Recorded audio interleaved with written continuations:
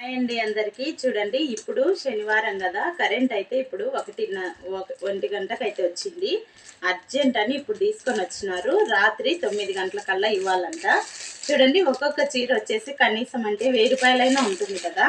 1000 రూపాయలు పెట్టి చీర తీసుకుంటారు, కానీ లైనింగ్ కాడ 50-60 రూపాయలు పెట్టడానికి బాధపడతారు. చూడండి, బ్లౌజ్ అయితే ఎంత పెద్దగా ఉందో.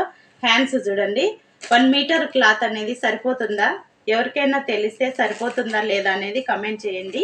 మనం వాళ్ళని మనము కస్టమర్స్ని మేము అర్థం చేసుకున్నప్పుడు మీరు కూడా మమ్మల్ని అర్థం చేసుకోవాలి.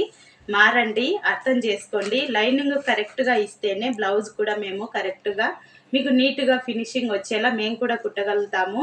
అన్ని జాయింట్లు పడినప్పుడు మాకు విసుగు వస్తుంది. ఏదన్నా కొంచెం మిస్టేక్ అయినా మళ్ళీ మీరు మమ్మల్ని అంటారు, మీది పొరపాటైనా మమ్మల్ని అంటారు.